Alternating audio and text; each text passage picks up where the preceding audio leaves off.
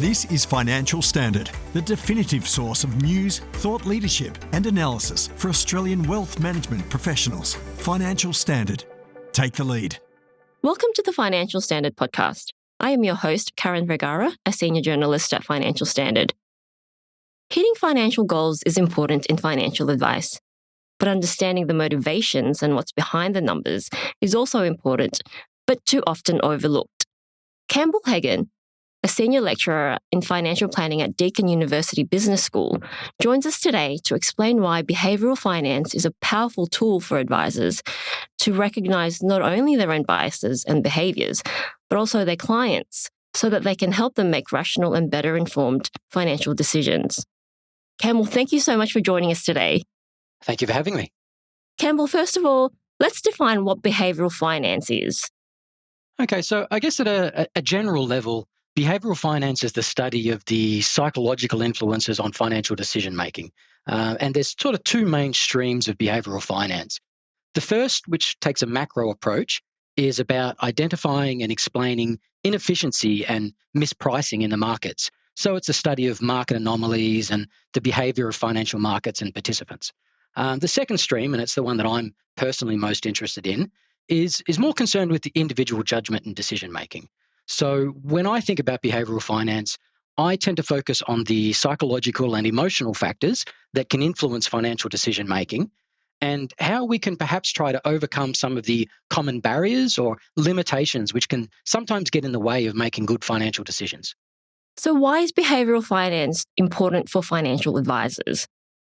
Yeah, so I think for financial advisors in particular, and this is probably true also for a lot of professional services, having an understanding of behavioural finance means that they're better equipped to inquire about and recognise some of the cognitive and emotional factors that might be influencing their clients' financial decisions and past behaviours. I guess with this knowledge and sort of this deeper understanding of our clients, advisors can better align their advice to the client's values, needs and preferences. And this not only improves the quality of the advice, but it actually also increases the likelihood that the client will actually follow through, which is, really what we're hoping for here as well. So at Deakin University, you teach a course called Financial Behaviour and Decision Making for Financial Advisors. Tell us more about it.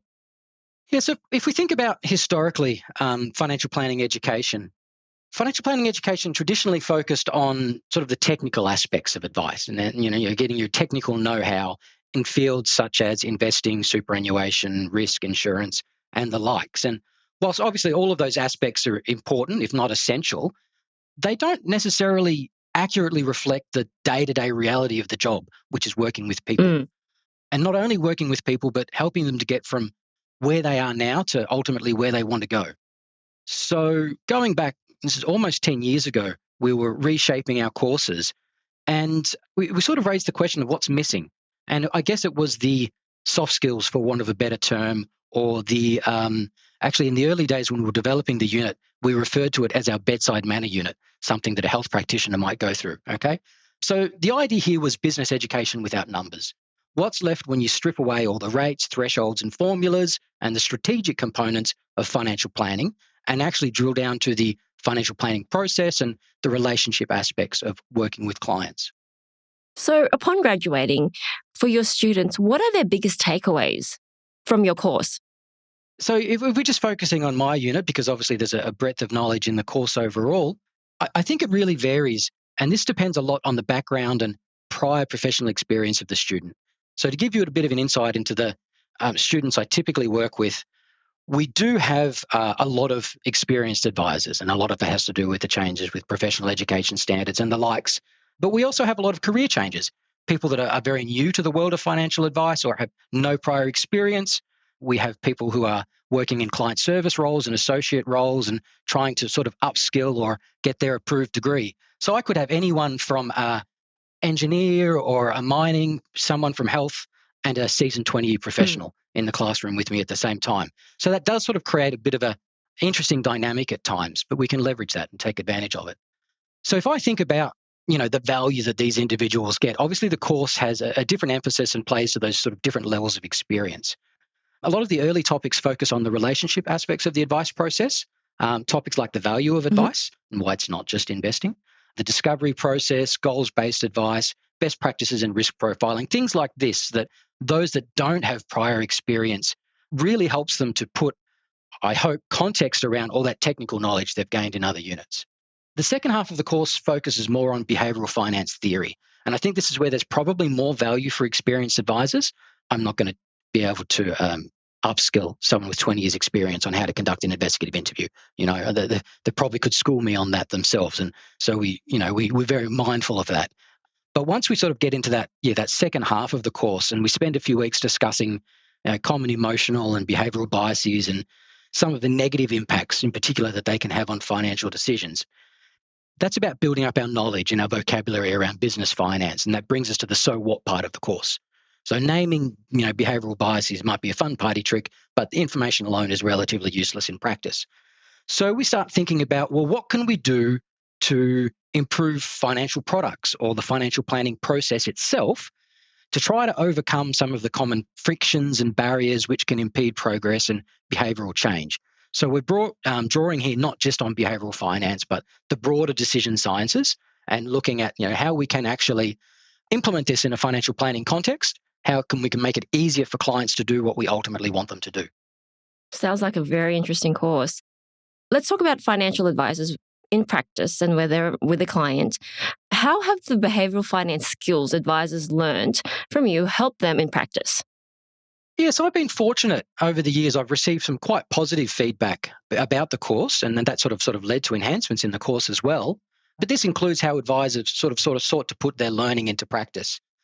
I think at a fundamental level, I would say that the greater awareness, I would hope, comes with greater confidence in tackling some of those behavioral aspects of financial advice. And I think this could be quite confronting, in particular for less experienced or people entering into the advice domain for the first time, sometimes aren't aware or hadn't considered the emotional attachment and baggage that comes when talking about money. And I guess having a better understanding of some of the common drivers of why we do or don't make decisions, why we do or don't behave in the way that we would like to. This idea of the intention behavior gap. We know what we should be doing, but we struggle to do it. And in those early conversations in particular, perhaps picking up on some of the more subtle factors, which they might have overlooked previously when having conversations with clients, and having a better understanding of where the client is coming from and why they're struggling to change, or why they've left it so late, why they procrastinate, all these types of factors, things that are very common to the human condition, right? We're all humans. We all struggle in similar ways, and there's similar patterns in our behaviors. So advisors have told me that they've reconsidered their discovery processes. They've reconsidered the types of questions they're asking clients during that initial onboarding stage, changing the tone of the conversation, moving away from a number of data-driven processes to sort of more a story-driven process. I do talk about risk profiling a lot and tend to unsettle a few nerves there. And so I think that is one that a lot of businesses go back and look at their risk profiling practices and whether they are adequate in terms of contemporary best practices. But the last one, and this is sort of that so what element of the course, is we have this assessment piece at the end of the unit where I get students to identify a problem in their own business if they are working in advice and come up with a behavioral intervention to solve it. So the greatest feedback I can ever get is when they tell me that they're looking forward to putting that into practice. They've analysed a particular part of their flow or financial advice process. They've identified some roadblocks. They've identified some frictions that they think that they can remove and hopefully make the financial planning process smoother and run better overall. So that's something that I really enjoy hearing when students say, well, look, actually, this is really useful. I think we're going to try to implement this now and we'll see how it goes. How have clients benefited from this? From what I've heard from younger advisors in particular, in terms of the way that it's changed the conversations that they're having now, I think that then flows through to more relevant, higher quality advice, because it's drilling down into the actual issues that the client is solving, and that issue usually isn't associated with a number or a bank balance. There's usually a reason someone has sought out advice in the first place. Something's going on in their life already, something's changed, something important is coming up, and they need help. So I guess the conversations that I'm encouraging advisors to have, and a lot of experienced advisors are already doing this, by the way, but particularly those entering into the profession, is having those deeper conversations which just go beyond the numbers. which go beyond that surface level and say, well, why are you here? And what is it that you need from me to make this work? What can I do to sort of remove some of that burden from you? And just understanding what the client is expecting or wants out of the process, I think is a big contributor of value. So again, hopefully that flows through. Campbell, is there anything else about financial advice and behavioral investing that you'd like to share with our audience before we wrap up? I think there's a lot of pressure on financial advisors across many domains, and one of them is the breadth of expertise that you're required to have. And I think it's fair to say it's very difficult to be an expert in all domains. Obviously, people work in niche areas, but I can understand if some advisors who have not yet had exposure to behavioral finance might feel like it's just another thing that I have to be across, and that can be overwhelming and that can be stressful.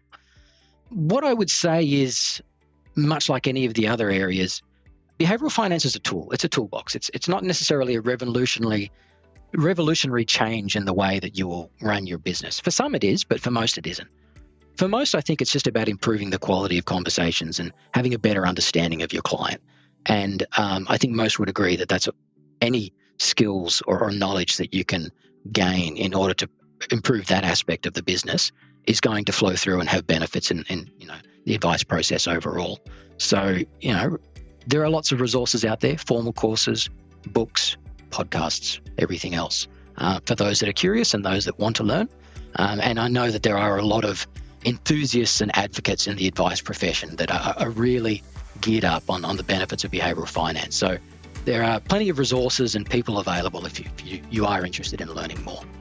Campbell Hagan, thank you so much for your time. This has been a great conversation. Thank you for having me. Thanks for listening to this Financial Standard podcast. For more information, visit financialstandard.com.au. Please keep in mind that the information discussed in this podcast is general in nature and does not consider personal circumstances. Reliance should not be placed on any content without further independent financial research and advice.